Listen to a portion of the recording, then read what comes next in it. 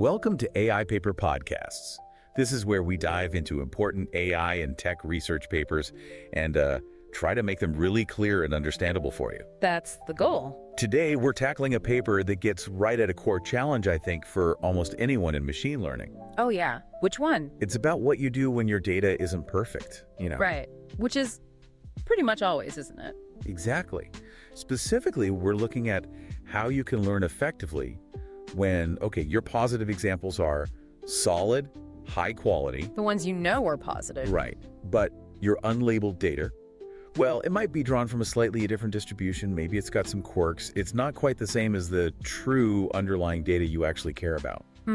That's a super common scenario. Like in the real world, getting perfectly representative, fully labeled data, that's often, well, a bit of a pipe dream. Totally. Think about, say, medical diagnosis. You might have really carefully confirmed positive cases of a rare disease. Right. From specialized clinics, maybe lots of tests, very reliable.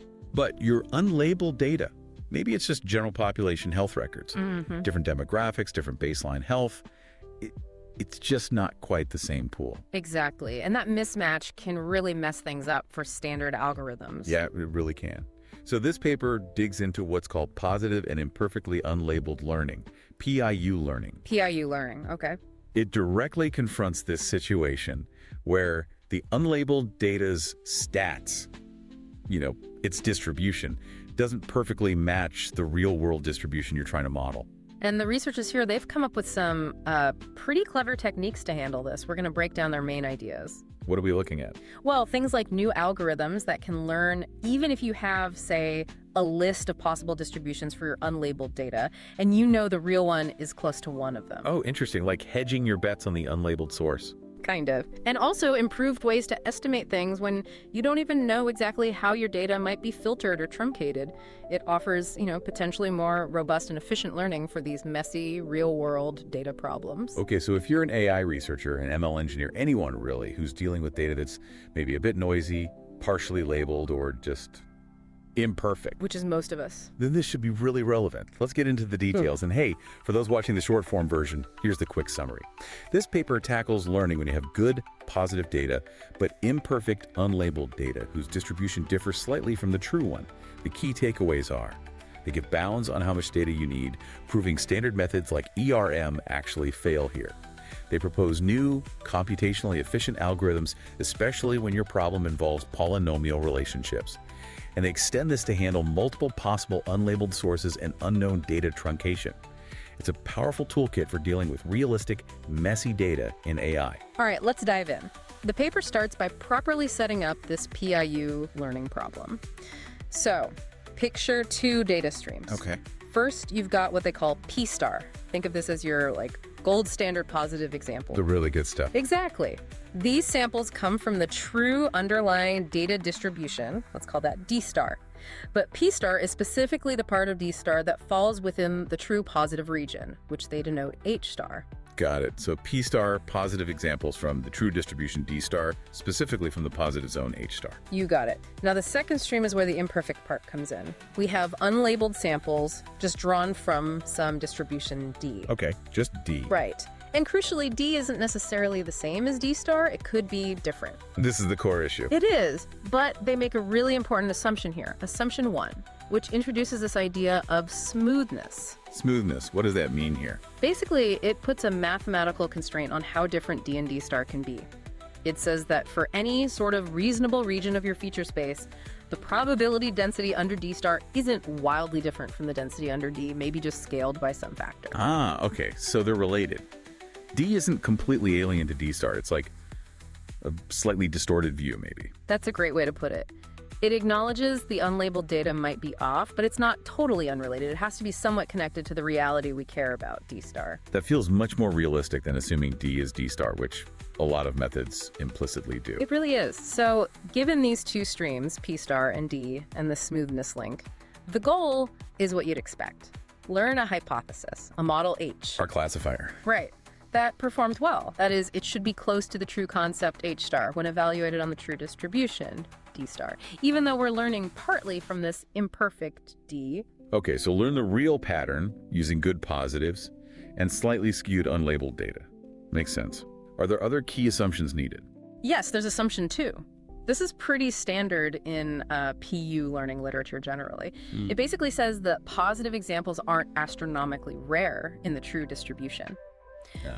Formally, it states that the probability mass of the positive region H star under the true distribution D star is at least some positive value, call it alpha. D star, H star, is greater than or equal to alpha. Right, so there has to be some reasonable chance of encountering a positive example in the wild. Exactly. If positives were like 1 in a trillion, learning would be incredibly hard, maybe impossible, no matter how good your data was. It's a non-degeneracy condition, really. Okay, that seems fair. So with the problem set up P star, D, smoothness, alpha, what are the main results? What did they figure out? The first big one, Theorem 1.1, is about sample complexity. How much data do you actually need to learn effectively in this PIU setting? Always a crucial question. And they provide a bound. It turns out that, interestingly, PIU learning is still characterized by the VC dimension of your hypothesis class H. Ah, the classic measure of model complexity. Yep. The amount of data needed scales roughly with the VC dimension, plus some log factors, but it's also inversely related to your target error epsilon and that minimum positive fraction alpha. Oh wait, sorry, it's related to epsilon and the smoothness parameters, denoted Q in the paper. It's roughly ECH plus log 1. The key takeaway is that the fundamental complexity is still tied to the richness of your model class, measured by VC dim. Okay, so VC dimension still governs the learning rate, fundamentally. But how do you actually achieve this? Do standard methods work, like just minimizing errors on the combined data? Empirical risk minimization. That's probably the most striking negative result here.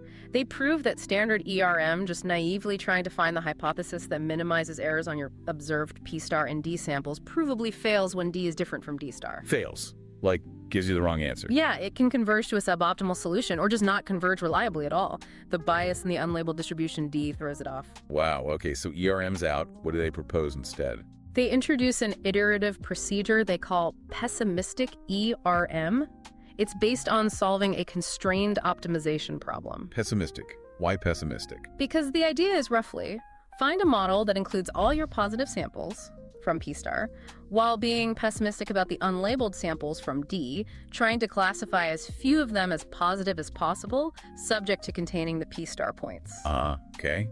Be optimistic about the known positives, pessimistic about the uncertain unlabeled ones. Exactly. And this leads to what's called an improper learning algorithm. Improper? Meaning? It means the hypothesis H that their algorithm outputs might not actually belong to the original hypothesis class H you started with. It might be slightly outside it. Huh. That's unusual. It is. And they actually show that proper learning, where the output must be an H, is generally impossible for PIU learning. They have a nice counterexample, so you have to allow for this improper aspect. So ERM fails. You need this pessimistic ERM, and the answer might not even be in your original search space. It's quite a departure from standard supervised learning. It absolutely is. It highlights how fundamentally different this imperfectly unlabeled setting is. Okay, theoretical guarantees are great, but can we actually run this pessimistic ERM efficiently? Is it computationally feasible? That's the focus of their second major contribution, Theorem 3.3. They look at computational efficiency, mainly under that assumption 2 about alpha being non-trivial. And what do they find? They show that you can get computationally efficient learning under certain conditions. The key condition is about how well your hypothesis class H can be approximated by polynomial. Polynomials, like x squared, x cubed, that sort of thing. Exactly. Specifically, they need the functions in H to be approximable by degree polynomials in the L1 norm with respect to the unlabeled distribution D. L1 norm approximation. With respect to D, the one we have samples from, why L1 and why with respect to D? Good questions. Using the L1 norm is technically convenient and in some cases less restrictive than other norms like L2, but the crucial part is with respect to D. The accessible distribution. Precisely.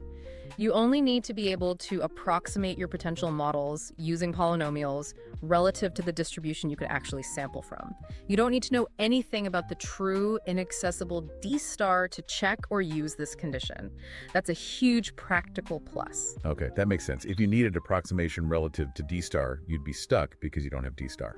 Exactly. So if this L1 polynomial approximability holds with a certain quality, bounded by a parameter zeta, then their algorithm runs in time polynomial in the relevant factors, like the dimension, the degree k, zeta, and log 1 delta. That's great. How does this compare to previous work on, say, just standard PIU learning, where D is assumed to equal D star? They have a nice comparison table. Their approach handles more general cases. It doesn't need assumptions like density lower bounds that some prior works did. It goes beyond just Gaussian data, and it avoids certain tricky dependencies on alpha, the positive fraction. The reliance on L1 approximability is also a key difference. So it seems more broadly applicable in some ways, thanks to handling the D vs D star mismatch and using this L1 condition. Yeah, I think that's fair. They connect their techniques to recent work in testable learning and moment matching using polynomials, showing it fits into a broader theoretical context. Though they also point out CQ lower bounds suggest that any algorithm like theirs likely needs an exponential dependence on 1 epsilon for certain parameter regimes. Okay, so efficiency is possible under this polynomial condition, but there might be inherent limits. Let's get into the mechanics. How does the algorithm actually work? What's the core technique? So instead of tackling the full, complex PIU learning problem head-on, they reduce it to solving a sequence of constrained learning problems. We already mentioned the core idea. Find a hypothesis that covers the positives while minimizing the included unlabeled points. That's pessimistic ERM. Right, they contain P star minimize D idea. To actually solve that efficiently, especially when the polynomial approximation condition holds, they develop an algorithm called constrained regression. It's essentially a variation of L1 regression tailored to find a polynomial threshold function that approximates the solution to the pessimistic ERM objective. Okay, so constrained regression is the tool to approximate the pessimistic ERM solution using polynomials. Correct. But they don't just solve it once. Their main algorithm, called iterative constrained regression, is, well, iterative. Iterative, how so? It solves multiple instances of this pessimistic ERM constrained regression problem, but each time it focuses on a carefully refined subset of the unlabeled data D. So it's like zooming in or reweighting the unlabeled data over iterations. Something like that. The goal is to progressively refine the hypothesis.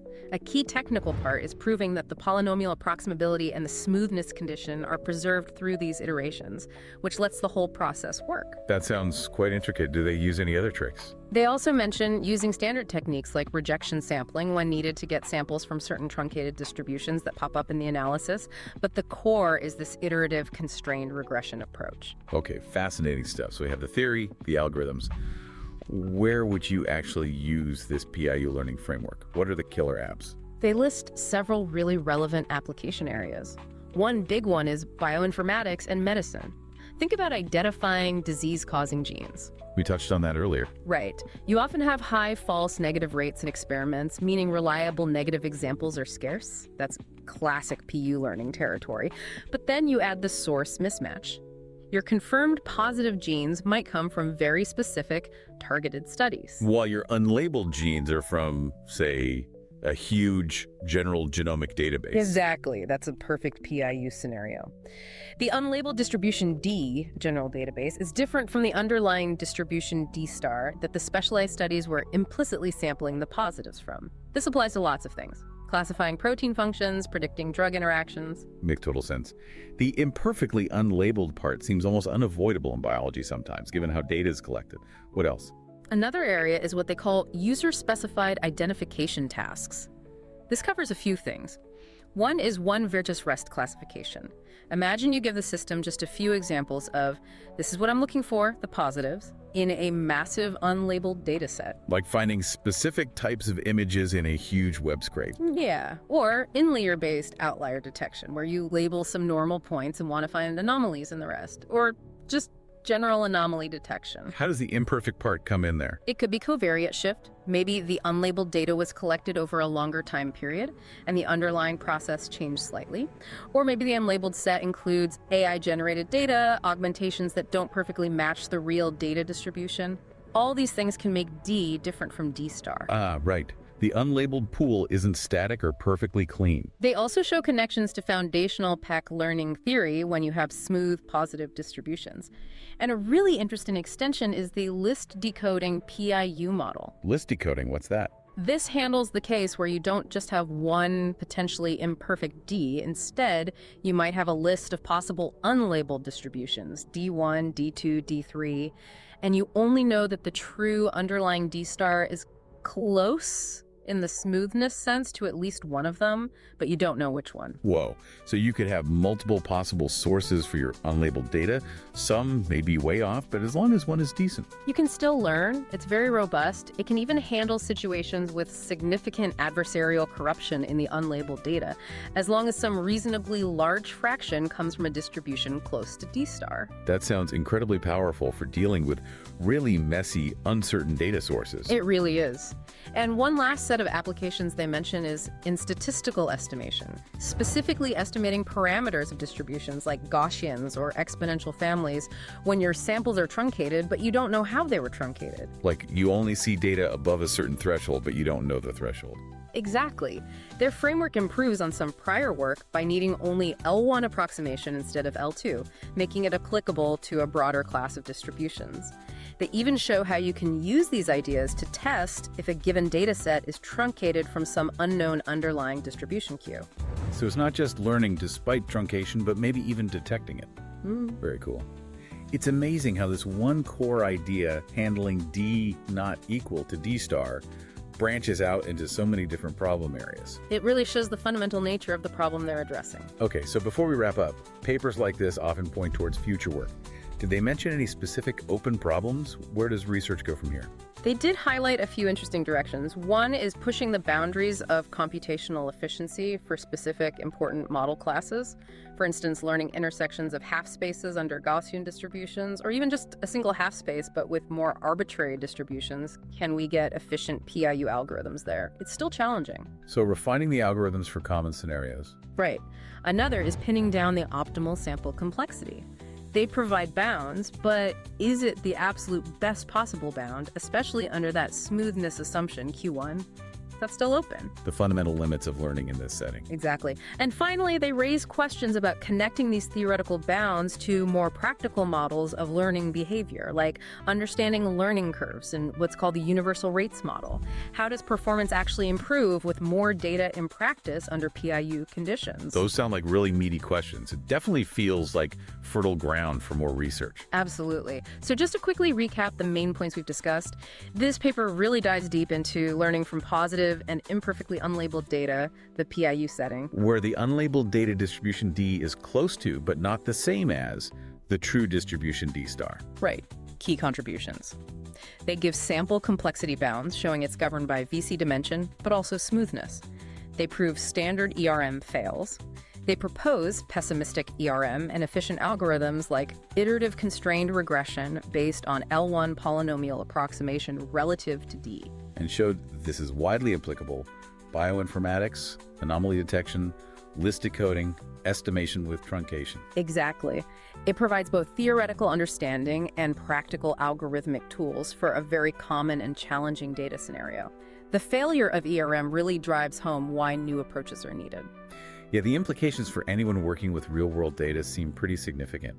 Having tools that can provably handle this mismatch between your easily available unlabeled data and the actual distribution you care about, that's huge. It definitely lowers the barrier for learning in situations where perfectly curated data just isn't feasible. We definitely encourage you, the listener, to check out the paper if these ideas resonate with your work. The details are fascinating, and thinking about how these techniques could apply to your specific problems could be really valuable. And those open problems are genuinely interesting avenues if you're looking for research directions and robust machine learning. For sure. Ultimately, work like this is a crucial step in the ongoing quest to build AI systems that are truly robust and effective when faced with the messy, imperfect reality of the data we actually have. Thanks for tuning in to AI Paper Podcast.